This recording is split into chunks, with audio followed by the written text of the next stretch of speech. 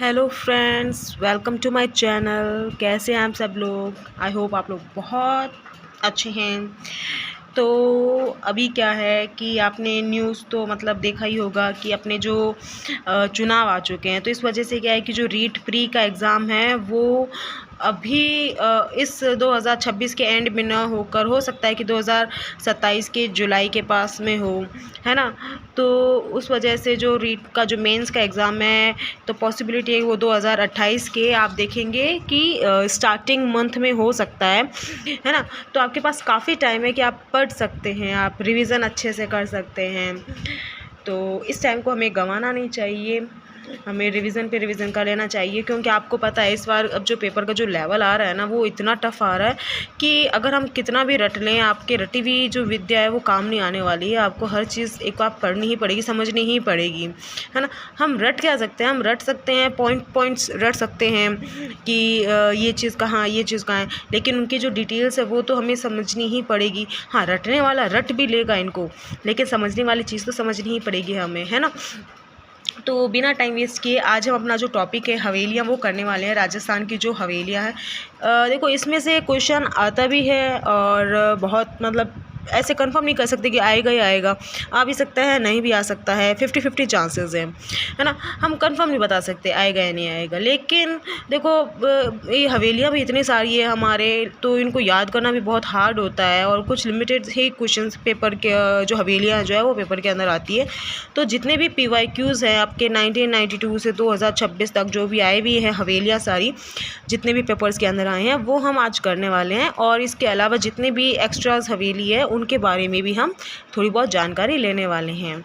अच्छा, सबसे पहले हम ये जान सकते हैं कि हमारे राजस्थान के अंदर जो हवेलियां हैं सबसे ज़्यादा शेखावटी क्षेत्र के अंदर पाई जाती है, और इसी वजह से शेखावटी क्षेत्र को हवेलियों का स्वर्ण नगरी कहा जाता है ना। तो शेखावटी क्षेत्र के अंदर क्या क्या आता है? चूरू, झुंझुनू, सीकर। तो यहाँ पर आप देखेंगे चूरू और सीकर और झुंझुनू की बात करें तो चूरू और झुंझुनू के अंदर तो बहुत ही आपको ये हवेलियाँ देखने को मिलेगी। यहाँ क्या है कि चूरू के अंदर और ना इस एरिया में सेठ बहुत ज़्यादा होते थे, है ना। तो ये और इनके पास रुपए भी बहुत होते, तो इन्होंने हवेलियाँ बहुत ज़्यादा बना रखी थी। आपको मेरे हिसाब से याद भी होगा कि एक युद्ध था शायद इसमें चूरू की तरफ से क्या है कि चूरू में क्या हुआ था कि जब गोले ख़त्म हो गए थे ना बारूद वाले, तो यहाँ से चांदी के जो गोले हैं वो दागे गए थे। तो आप सोच सकते हो कि यहाँ पे कितना धन था। तो यहाँ के जो सेठ हैं उन्होंने कितनी हवेलियाँ बनाई है। तो आज हम इन्हीं के बारे में पढ़ने वाले हैं। तो सबसे पहला क्वेश्चन जो है हमारा, आप देखेंगे कि पहला क्वेश्चन आता है कि पटुओं की हवेली कहाँ है। देखो पटुओं की हवेली याद रखना जैसलमेर के अंदर है। यहाँ मैंने इसमें अंदर आप देख सकते हैं कि मैं क्वेश्चंस को मैंने निशान लगा रखे हैं, क्योंकि मैंने इनको एक बार रीड कर लिया था एक्चुअल में, है ना। तो इसको मतलब माइंड मत करना, आपको बस पढ़ने से मतलब है ना। हम यहाँ पर कोई PYQ वैसे तो नहीं कर रहे हैं ना कि टेस्ट तो हो ही नहीं रहा है अपना, हमें तो बस रिविज़न करना है, तो आपको पता होना चाहिए। तो सबसे पहला क्वेश्चन, पटुओं की हवेली कहाँ है? तो जैसलमेर में। तो जैसलमेर के अंदर जो पटुओं की हवेली है एक्चुअल में ये गुमान चंद पटुआ है, उनके 5 पुत्रों ने बनाई थी और 50 वर्षों में इसे पूरा किया है। ठीक है, अगला क्वेश्चन है, राजस्थान में सबसे बड़ी और सबसे सुंदर नक्काशीदार हवेली कौन सी है? सेम पटुओं की हवेली ही है। फिर अब बात करें, ऐसे 2 शिल्पकार भाई थे जिनका नाम था हाथी और लूलू नहीं है, ये लालू है, ठीक है ना। हाथी और लालू, इन्होंने क्या किया था कि हवेली बनाई थी। इस हवेली का नाम क्या है? नथमल की हवेली है, दीवान नथमल की हवेली। अच्छा, यहाँ पे सालिम सिंह की हवेली, ये भी आप देखेंगे जैसलमेर के अंदर है। पटुओं की हवेली भी जैसलमेर के अंदर है ना। सागरमल की जो हवेली है ना, ये आपके थोड़ी झुंझुनू में रहेगी। अब देखिए इसमें विभिन्न हवेलियाँ, देखो नथमल जी की हवेली और सालिम सिंह की, दोनों ही कहाँ है? जैसलमेर में है। नथमल जी की हवेली है वो प्रधानमंत्री नथमल जी ने 19वीं शताब्दी में बनाई थी, और इनके जो शिल्पकार थे वो हाथी और लूलू थे।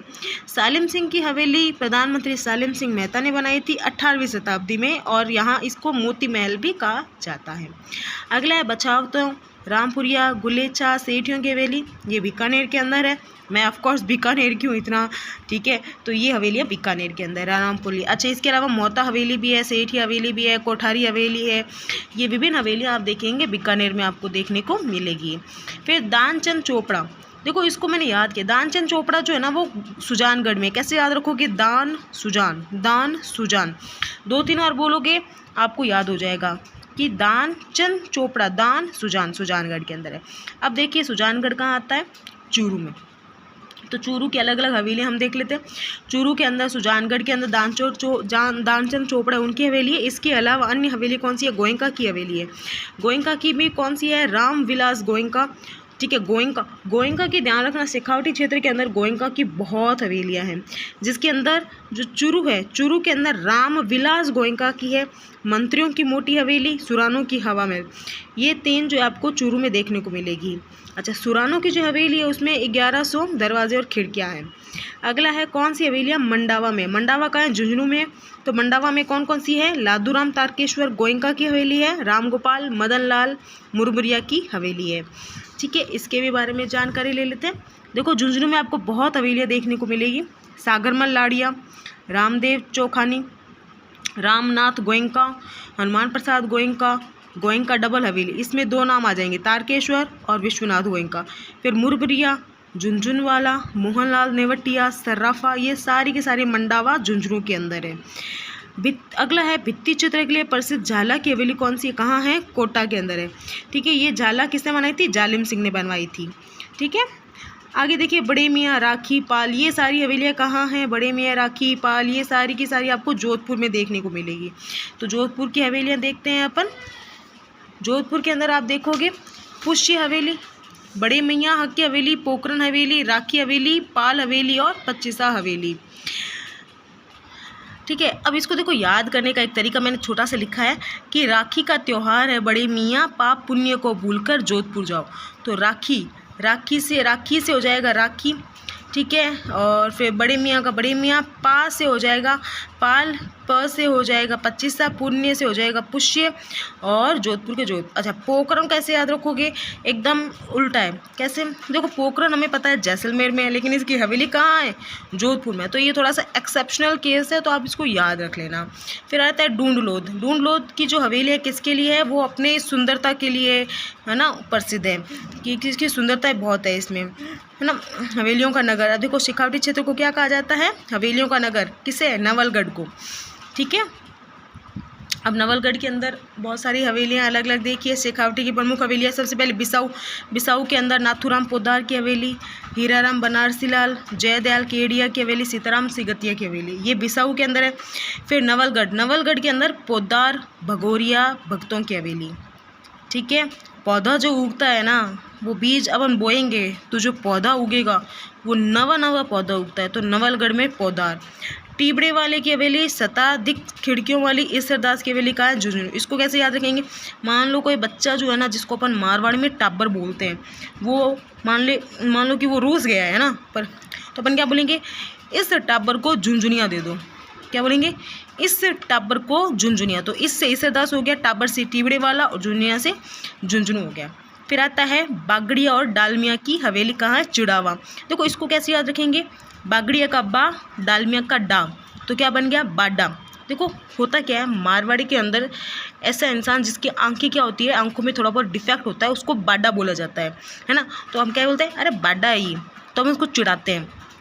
तो कैसे याद रखेंगे, बाडा को क्या बोलते हैं, बाडे को चिढ़ाते हैं ना, जिसकी आंखें बाडी होती है उसको चिढ़ाते हैं, तो बाडा, चिड़ावा। फिर सोने चांदी की मेहनसर, कैसे याद रखेंगे भाई, मेहनत करोगे तभी सोना चांदी लेके आओगे। तो मेहनसर की हवेली कहाँ है, सोने चांदी की हवेली कहाँ है, मेहनसर में।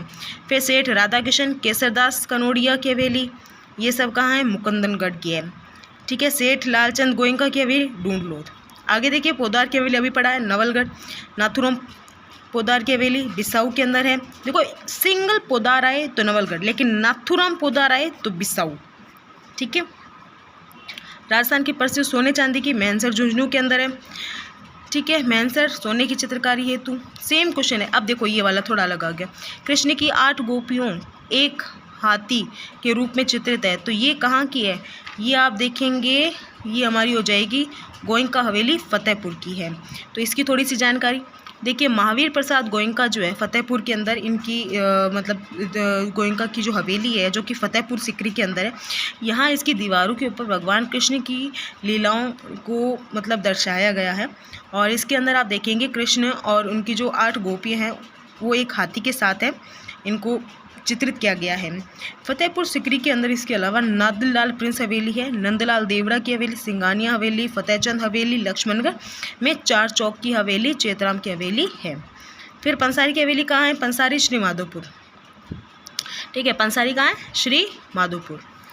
आगे देखिए नाटनियों की हवेली, नाटनियों की हवेली जयपुर के अंदर है। आगे सुमेलित करना है, उदयपुर के अंदर कौन सा है? बागोर की हवेली, याद रखना इंपॉर्टेंट है। बागोर की हवेली कहाँ है? उदयपुर। फिर ये अपने सालिम सिंह की हवेली और नथमल की हवेली जैसलमेर में, और फलोदी के अंदर लाल सिंह डड्डा की हवेली है। ठीक है, अब हम आगे देखते हैं।